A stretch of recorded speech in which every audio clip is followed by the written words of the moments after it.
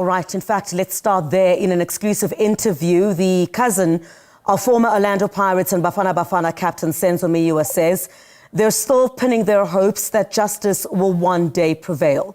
Nomalanga Meyiwa was speaking to me just a couple of hours ago. In fact, that was a recording which had been done with her, as today marks 10 years since the soccer star was killed. You'd know that 5 men are currently on trial for the murder, which has been marred by multiple delays. So just this week, as the state had called its last witness lead investigator, Brigadier Bongani Keninda, the trial was met with another setback as one of the defense lawyers fell ill. Here's the interview with the Meyiwa family. Sis Nomalanga, this marks 10 years since the passing of Senzo Meyiwa. This must have been an incredibly difficult journey for you as a family. Yeah, it's been a long journey from 2014 until kube manje njoba sekuphela 10 years. She says it's been a long journey. 10 years is a reminder that he is no longer with them.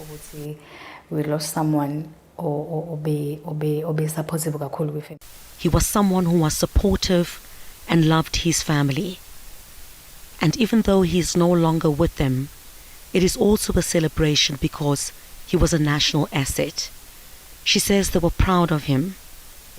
Six celebrator ukuthi ube a national asset, and he also falls. And in as much as he was a national asset and played for big teams, they are still in mourning.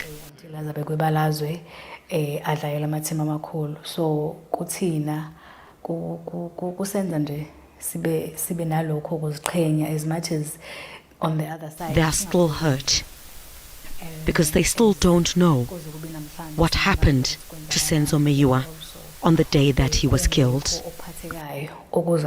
a family, on the day Senzo abulawa ngalo. There are so many reflections that are being made during this time about the life of Senzo Meyiwa. How are you as a family remembering him after this decade? Ukumkhumbula thina nje umndeni kuhlezi kuyintokozo ngoba umuntu ohambe kahle phambi kwethu, kumuntu osithandile, kumuntu osihloniphile. She says to remember Senzo is always joyful. She says he was a good person who respected others. Every time they speak about him, they remember the good that he did. So nje even though ke kubuye kube nalokho, because kunekhala whereby sazi ukuthi if ukube bekhona, we know ukuthi ngabe kunezinto eziningi esezenzakalile emndenini, but ke she says he left a void. Nobody argued with Nzori, she says. People always laughed when he was around. I don't think nokuthi ukhona umuntu ongaphuma athi mina ngaye ngaxabana noNzori. uNzoro beumuntu abantu everywhere life yakhona uNzoro bekuhleka futhi ubenza sure ukuthi ufuna ukushiya abantu bejabule behleka ngaso sonke isikhathi. In this 10 years, your family was basically dealt with a double tragedy because you lost Senzo Meyiwa, and also after that his dad, Uncle Sam, also passed away. So it's been a very painful 10 years for you as a family. How have you had to cope with that kind of loss? Ngicabanga ukuthi if ngingangena nje kakhulu kule yokudlula kukamkhulu uBaba Sam, iyona into engathi ke kwaba buhlungu kakhulu kuthina as a family because simbonile elwa efuna ubulungiswa. She says the loss of Senzo's father was very painful. She says the loss of Senzo's father was a double blow. She says they saw him fight for justice. He was never a sickly person, she says.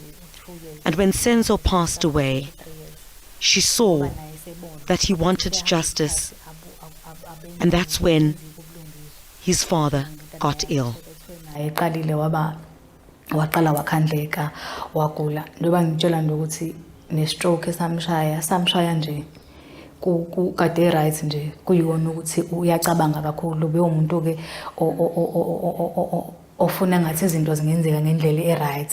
So she says the stroke that he suffered caught them by surprise because he was not a sickly person. She says Senzo's father knocked on many doors for justice. Senzo's father, she says, passed away seeking for justice. He cried for justice for his son, she says. But she says they believed in God then, and they still do now. Now we are lost to Baba, nakhona futhi sibuyela back ekuthenini kunjenje because of ubekhali lobulungisa bentwana yakhe. But again, even though ke sekwenzekile konke lokho thina sabantu ekhaya abakholwayo kakhulu, even in this time siyamkholwa uNkulunkulu ukuthi ekwazile ukusithwala ngo2014 kulesa simo sasinzima kakhulu until kwafika u2019 nakhona futhi saphinde sashayeka until today as celebrate our 10 years. She says that as they celebrate 10 years, what they know is that Senzo worked hard and he loved his family. Usebenzile, uSenzo uzinikelile, uSenzo uthandile umsebenzi wakhe, wasithanda nathi as a family. Sister Malanga, you've also sat through the proceedings. You've traveled a number of times to the High Court in Pretoria, listening to the evidence that is being brought before court. Do you believe that justice is being served in this matter? No man ngize ngibe sure of that. But ke selokhu saba nethemba lokuthi as icala selisenkantolo lithe. She says she cannot be sure if justice is being served now. It's too soon to tell, she says, but she trusts those that have been entrusted with doing their jobs. She says that there is still hope that they will get answers. The family has always had the belief that those that were inside the house when Senzo Meyiwa was killed need to come before court and say what happened on that day. Is that a belief that you as the family still hold 10 years later? Sisenalo lelo themba lokuthi ibone kufanele basitshele ukuthi kwenzakalani.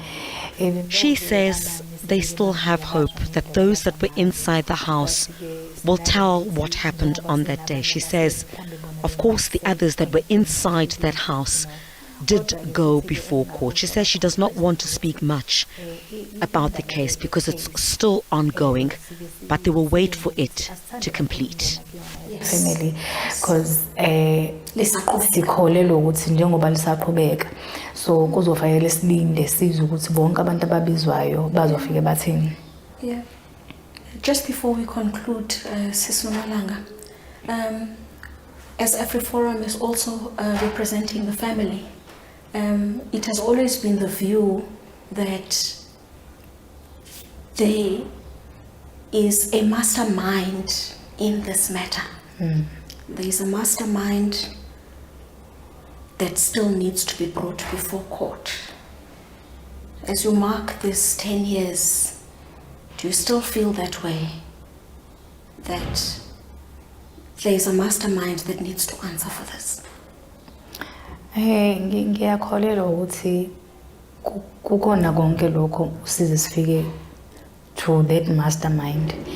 Kuyosilidela ekuthenini siqhubeke silalela ama-proceedings ase-court. She says she believes that the court proceedings will lead them on the issue of the mastermind. She says she cannot say much, but the issue of the mastermind came up because they wanted to know where all this started. They wanted to know what happened and also who was behind all this. And even if kuhamba isikhathi, but thina we still believe ukuthi kumele sazi ukuthi kwenzakalani.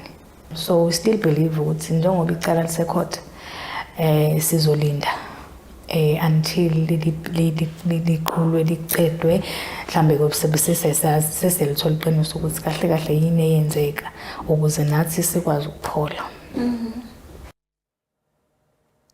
Well, 10 years on, Senzo Meyiwa's family still wanting justice, saying that the current proceedings, they hope the current murder trial, which is sitting at the High Court in Pretoria, will unearth who was the alleged mastermind in the killing of Senzo Meyiwa. And of course, we have been saying today, marking the 10th anniversary of that fatal shooting of that legend, of course. And we're going to move to our next story at the moment. And today marking, of course, the 10th anniversary, as I indicated, of the fatal shooting of the former legendary goalkeeper Senzo Meyiwa. He was killed, of course, as we've been saying, at his then-girlfriend's home, Kelly Kumalo. That was in Vosloorus in Ekurhuleni on this day back in 2014.